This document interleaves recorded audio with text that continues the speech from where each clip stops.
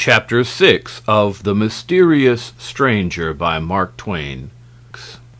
In a moment we were in a French village. We walked through a great factory of some sort, where men and women and little children were toiling in heat and dirt and a fog of dust, and they were clothed in rags and drooped at their work, for they were worn and half starved and weak and drowsy.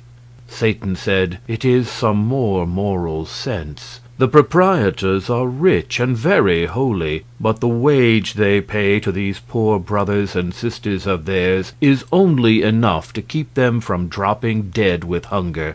The work hours are 14 per day, winter and summer, from 6 in the morning till 8 at night, little children and all. And they walk to and from the pigsties which they inhabit, 4 miles each way, through mud and slush, rain, snow, sleet, and storm, daily, year in and year out. They get 4 hours of sleep. They kennel together, 3 families in a room, in unimaginable filth and stench, and disease comes, and they die off like flies. Have they committed a crime, these mangy things? No. What have they done that they are punished so? Nothing at all, except getting themselves born into your foolish race. You have seen how they treat a misdoer there in the jail. Now you see how they treat the innocent and the worthy. Is your race logical? Are these ill-smelling innocents better off than that heretic? Indeed, no. His punishment is trivial compared with theirs.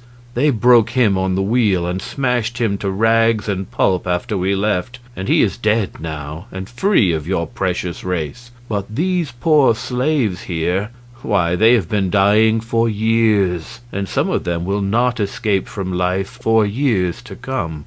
It is the moral sense which teaches the factory proprietors the difference between right and wrong. You perceive the result. They think themselves better than dogs. You are such an illogical, unreasoning race. And paltry.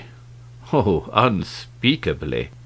Then he dropped all seriousness, and just overstrained himself, making fun of us, and deriding our pride in our warlike deeds, our great heroes, our imperishable fames, our mighty kings, our ancient aristocracies, our venerable history, and laughed till it was enough to make a person sick to hear him.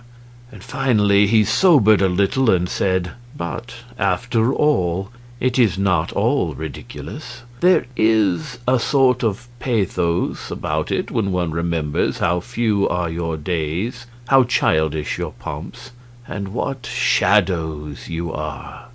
Presently all things vanished suddenly from my sight, and I knew what it meant.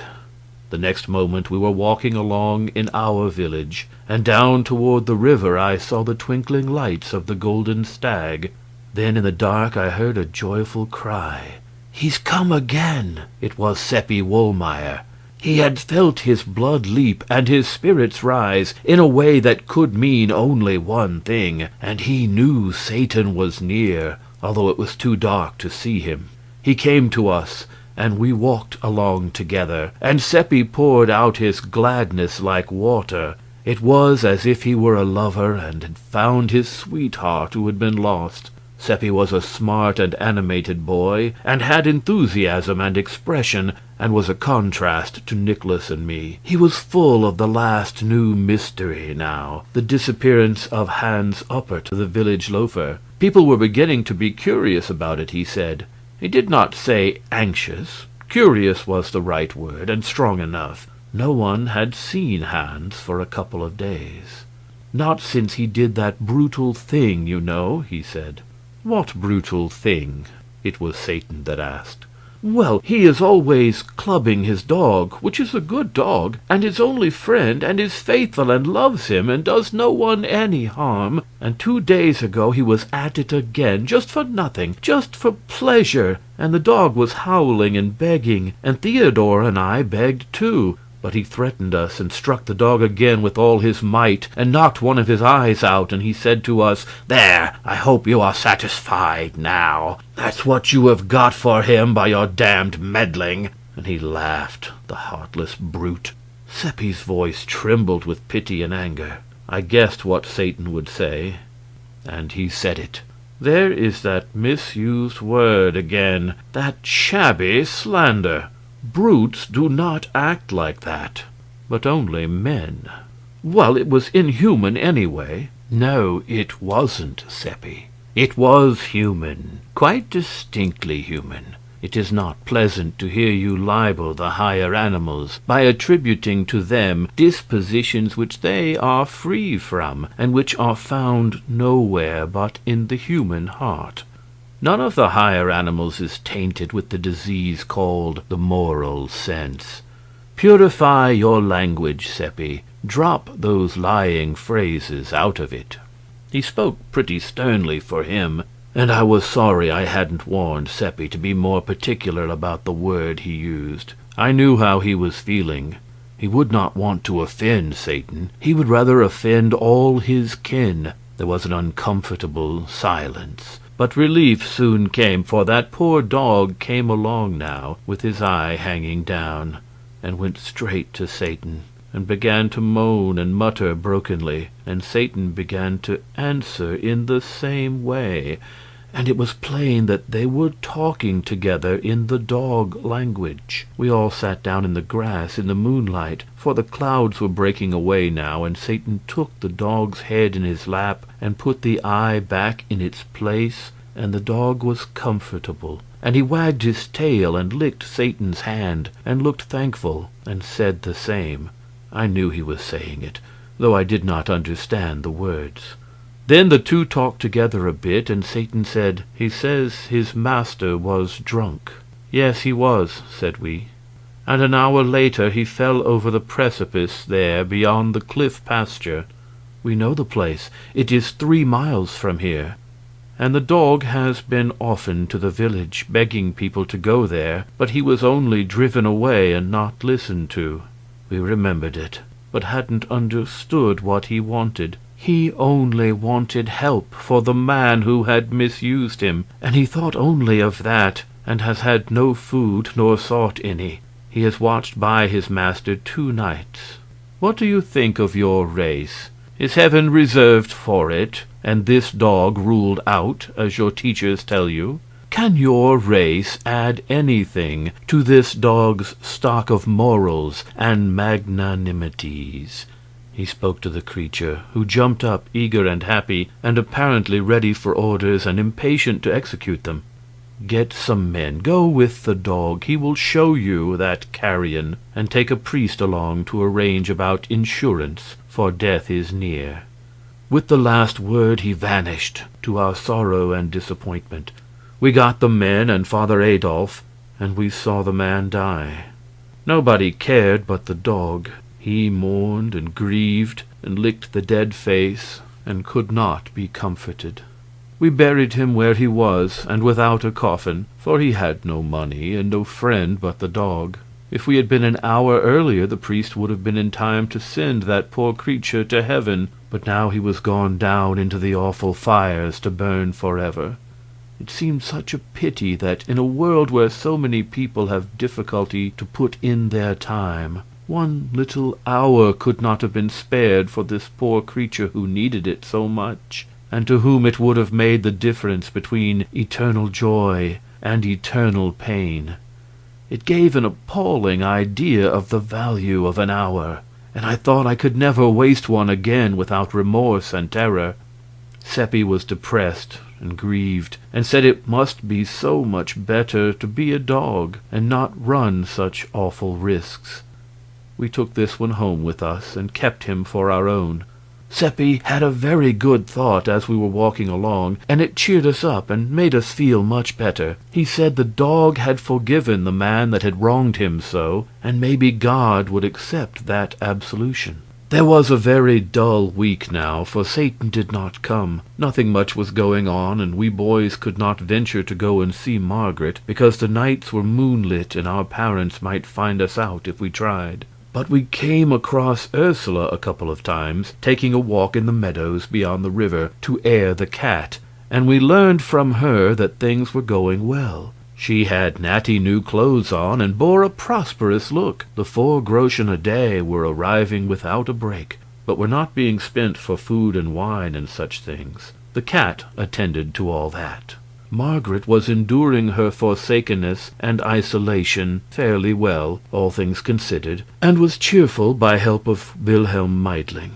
She spent an hour or 2 every night in the jail with her uncle, and had fattened him up with the cat's contributions. But she was curious to know more about Philip Traum, and hoped I would bring him again. Ursula was curious about him herself, and asked a good many questions about his uncle. It made the boys laugh, for I had told them the nonsense Satan had been stuffing her with. She got no satisfaction out of us, our tongues being tied. Ursula gave us a small item of information. Money being plenty now, she had taken on a servant to help about the house and run errands. She tried to tell it in a commonplace, matter-of-course way, but she was so set up by it and so vain of it that her pride in it leaked out pretty plainly. It was beautiful to see her veiled delight in this grandeur, poor old thing, but when we heard the name of the servant, we wondered if she had been altogether wise. For although we were young and often thoughtless, we had fairly good perception on some matters. This boy was Gottfried Narr, a dull, good creature, with no harm in him and nothing against him personally. Still, he was under a cloud, and properly so, for it had not been 6 months since a social blight had mildewed the family. His grandmother had been burned as a witch. When that kind of malady is in the blood, it does not always come out with just one burning. Just now was not a good time for Ursula and Margaret to be having dealings with a member of such a family, for the witch terror had risen higher during the past year than it had ever reached in the memory of the oldest villagers. The mere mention of a witch was almost enough to frighten us out of our wits. This was natural enough, because of late years there were more kinds of witches than there used to be. In old times it had been only old women, but of late they were of all ages, even children of 8 and 9. It was getting so that anybody might turn out to be a familiar of the devil. Age and sex hadn't anything to do with it. In our little region we had tried to extirpate the witches, but the more of them we burned, the more of the breed rose up in their places. Once, in a school for girls only 10 miles away, the teachers found that the back of one of the girls was all red and inflamed, and they were greatly frightened, believing it to be the devil's marks. The girl was scared and begged them not to denounce her, and said it was only fleas, but of course it would not do to let the matter rest there. All the girls were examined, and 11 out of the 50 were badly marked, the rest less so. A commission was appointed, but the 11 only cried for their mothers and would not confess. Then they were shut up, each by herself, in the dark, and put on black bread and water for 10 days and nights, and by that time they were haggard and wild, and their eyes were dry, and they did not cry any more, but only sat and mumbled, and would not take the food. Then one of them confessed, and said they had often ridden through the air on broomsticks to the witches' Sabbath, and in a bleak place high up in the mountains had danced and drunk and caroused with several hundred other witches and the evil one, and all had conducted themselves in a scandalous way, and had reviled the priests and blasphemed God. That is what she said. Not in narrative form, for she was not able to remember any of the details without having them called to her mind one after the other, but the commission did that, for they knew just what questions to ask, they being all written down for the use of witch commissioners 2 centuries before. They asked, "Did you do so and so?" And she always said yes, and looked weary and tired, and took no interest in it. And so when the other 10 heard that this one confessed, they confessed too, and answered yes to the questions. Then they were burned at the stake all together, which was just and right, and everybody went from all the countryside to see it. I went too, and when I saw that one of them was a bonny, sweet girl I used to play with, and looked so pitiful there, chained to the stake, and her mother crying over her, and devouring her with kisses, and clinging around her neck, and saying, "Oh, my God, oh, my God!" It was too dreadful, and I went away. It was bitter cold weather when Gottfried's grandmother was burned. It was charged that she had cured bad headaches by kneading the person's head and neck with her fingers, as she said, but really by the devil's help, as everybody knew. They were going to examine her, but she stopped them and confessed straight off that her power was from the devil. So they appointed to burn her next morning, early, in our market square. The officer who was to prepare the fire was there first, and prepared it. She was there next, brought by the constables, who left her and went to fetch another witch. Her family did not come with her. They might be reviled, maybe stoned, if the people were excited. I came and gave her an apple. She was squatting at the fire, warming herself and waiting, and her old lips and hands were blue with the cold. A stranger came next. He was a traveler passing through, and he spoke to her gently, and seeing nobody but me there to hear, said he was sorry for her. And he asked if what she confessed was true, and she said no. He looked surprised and still more sorry then, and asked her, "Then why did you confess?" "I am old and very poor," she said, "and I work for my living. There was no way but to confess. If I hadn't, they might have set me free. That would ruin me, for no one would forget that I had been suspected of being a witch, and so I would get no more work, and wherever I went they would set the dogs on me. In a little while I would starve. The fire is best. It is soon over. You have been good to me, you two, and I thank you." She snuggled closer to the fire and put out her hands to warm them, the snowflakes descending soft and still on her old gray head and making it white and whiter. The crowd was gathering now, and an egg came flying and struck her in the eye, and broke and ran down her face. There was a laugh at that. I told Satan all about the 11 girls and the old woman once, but it did not affect him. He only said it was the human race, and what the human race did was of no consequence. And he said he had seen it made, and it was not made of clay. It was made of mud. Part of it was, anyway. I knew what he meant by that. The moral sense. He saw the thought in my head, and it tickled him and made him laugh. Then he called a bullock out of a pasture, and petted it, and talked with it, and said, "There, he wouldn't drive children mad with hunger and fright and loneliness, and then burn them for confessing to things invented for them, which had never happened. And neither would he break the hearts of innocent poor old women, and make them afraid to trust themselves among their own race, and he would not insult them in their death agony. For he is not besmirched with the moral sense, but is as the angels are, and knows no wrong, and never does it." Lovely as he was, Satan could be cruelly offensive when he chose, and he always chose when the human race was brought to his attention. He always turned up his nose at it, and never had a kind word for it. Well, as I was saying, we boys doubted if it was a good time for Ursula to be hiring a member of the Narr family. We were right. When the people found it out, they were naturally indignant, and moreover, since Margaret and Ursula hadn't enough to eat themselves, where was the money coming from to feed another mouth? That is what they wanted to know, and in order to find out, they stopped avoiding Gottfried and began to seek his society and have sociable conversations with him. He was pleased, not thinking any harm and not seeing the trap, and so he talked innocently along and was no discreeter than a cow. "Money," he said, "they've got plenty of it. They pay me 2 groschen a week besides my keep, and they live on the fat of the land. I can tell you, the prince himself can't beat their table." This astonishing statement was conveyed by the astrologer to Father Adolf on a Sunday morning when he was returning from Mass. He was deeply moved and said, "This must be looked into." He said there must be witchcraft at the bottom of it, and told the villagers to resume relations with Margaret and Ursula in a private and unostentatious way, and keep both eyes open.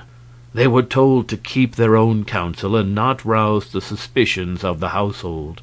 The villagers were at first a bit reluctant to enter such a dreadful place, but the priest said they would be under his protection while there, and no harm could come to them, particularly if they carried a trifle of holy water along and kept their beads and crosses handy.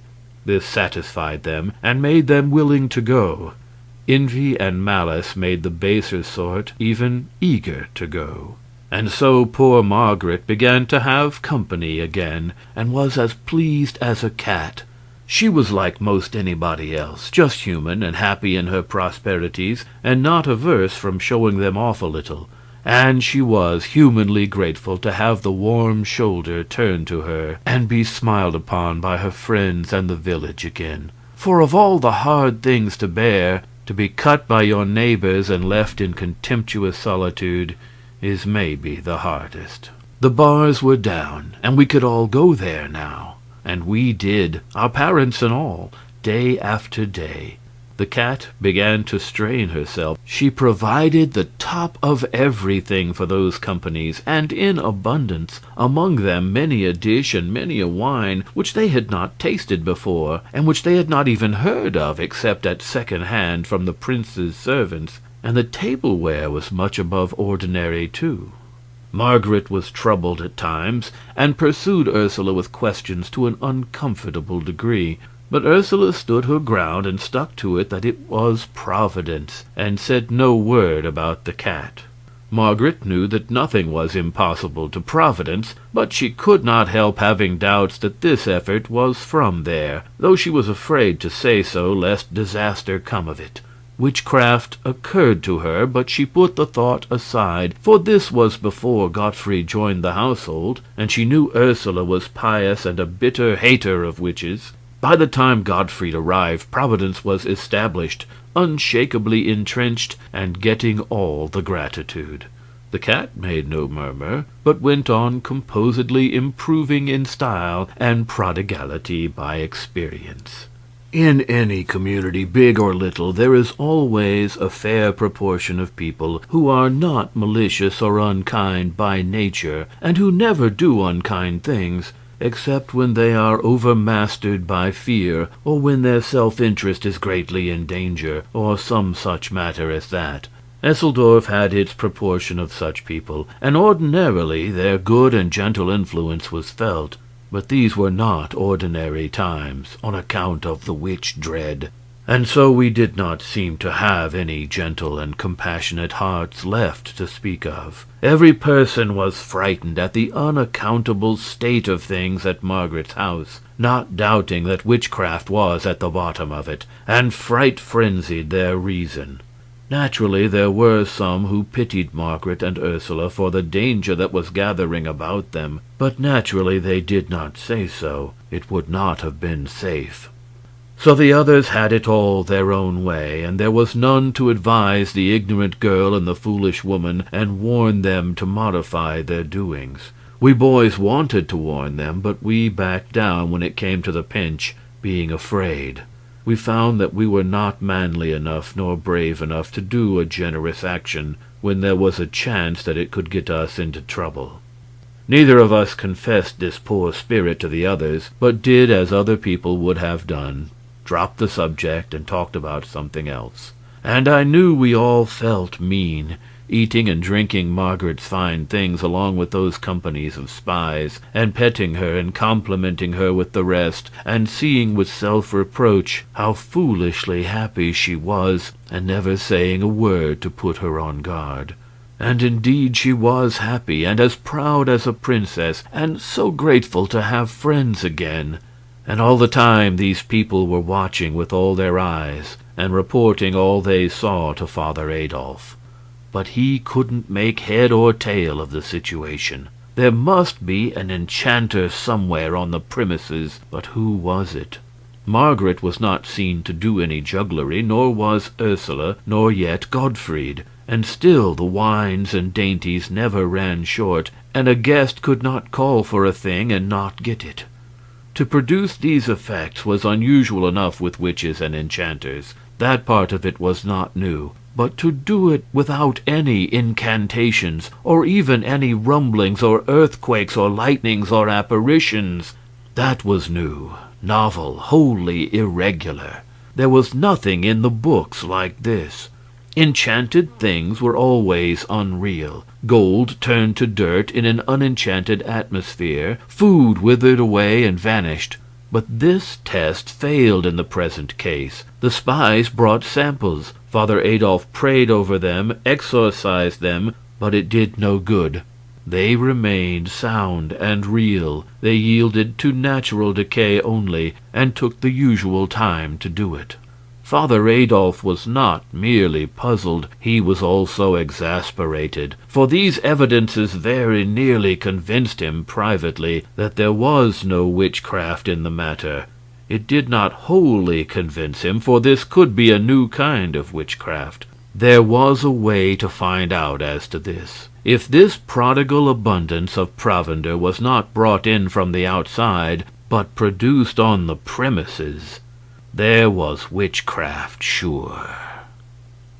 End chapter 6.